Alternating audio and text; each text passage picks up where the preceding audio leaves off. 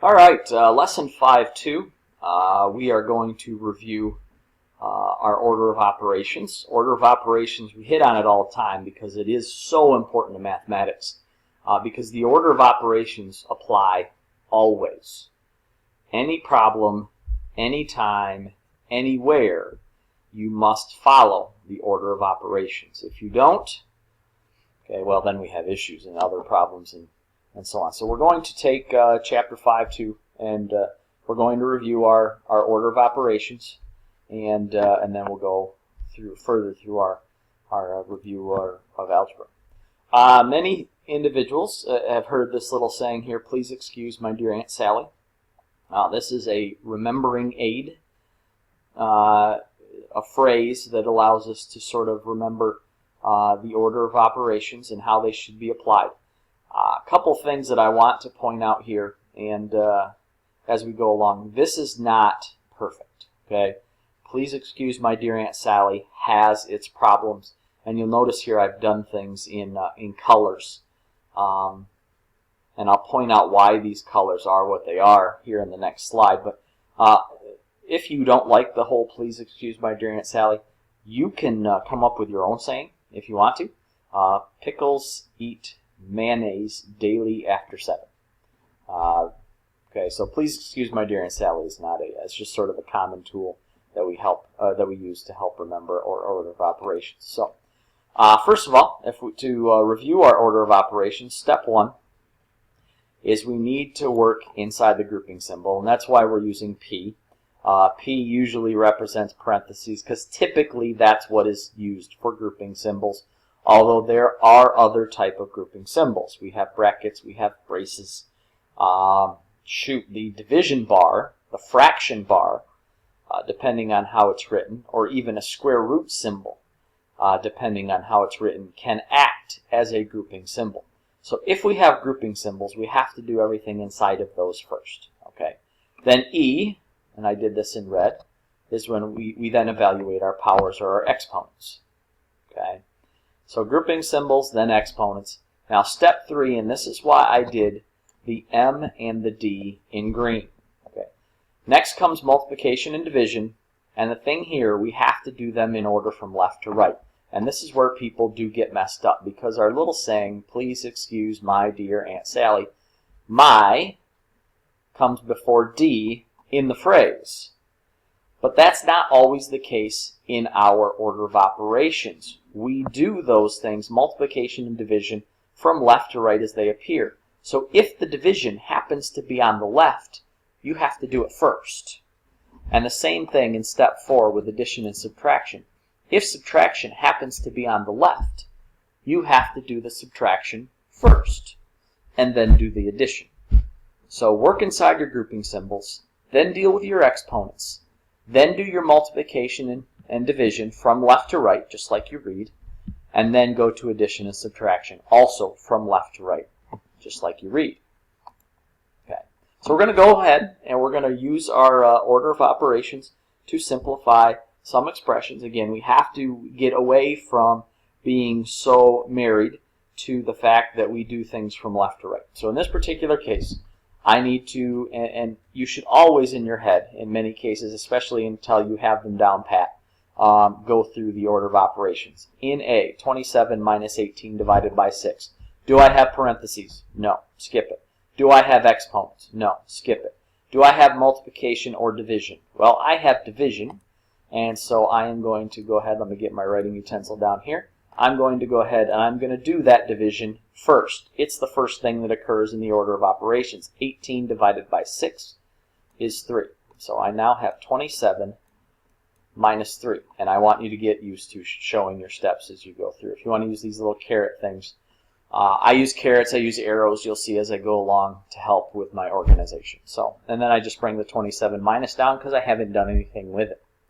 So now, the only thing left is subtraction. 27 minus 3, go ahead and do it, is 24, and we're all done.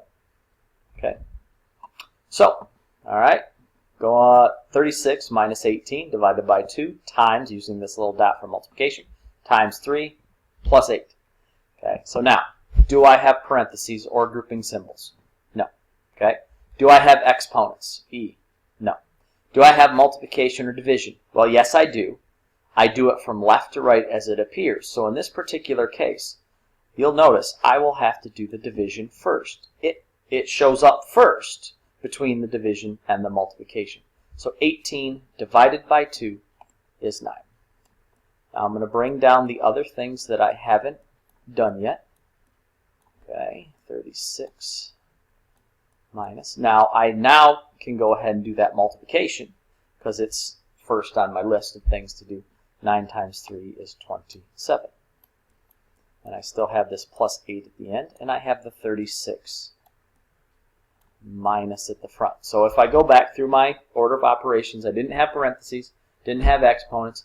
I've completed now my multiplication and division, although I had to do the division first in this case. Now I can deal with addition and subtraction from left to right. Well, in this case, that means I'm going to have to subtract first. Okay, so 36 minus 27 looks like 9. And then I have my plus 8 that I haven't done anything with, and now I can go ahead and add that together. Gets me to 17. Okay?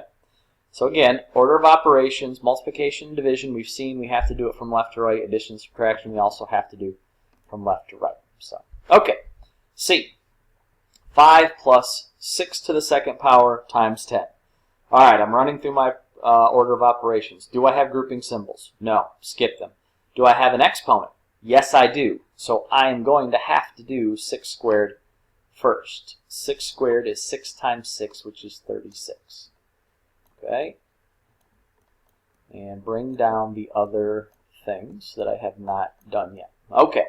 So I've completed my exponents. Now my green letters up there at the top, multiplication and division. I do have multiplication in this case, so I can go ahead and now do that. 36 times 10 is 360. And the only thing left now is just to add these two together, so 365, and I'm done. All right. D. Do I have grouping symbols? Well, yes, I do in this case, which means I am going to have to do this part here, my 2 times 6. Well, that is 12.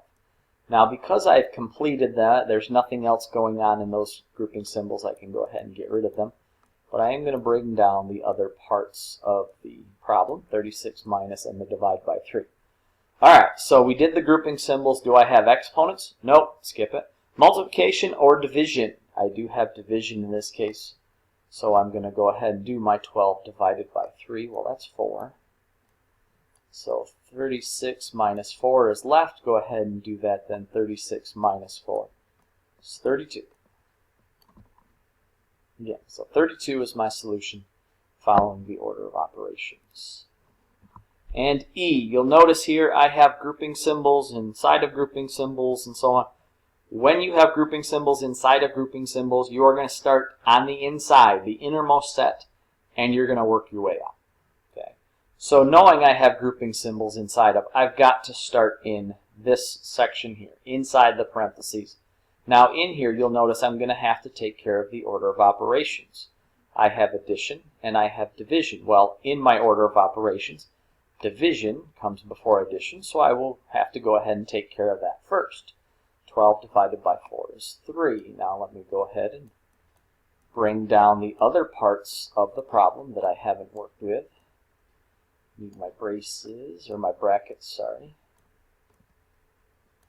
And third power. Okay, now I still have this inner set of parentheses, so I'm going to do it next. 4 plus 3 is 7. Now that takes care of everything inside the parentheses, so I can go ahead and drop them.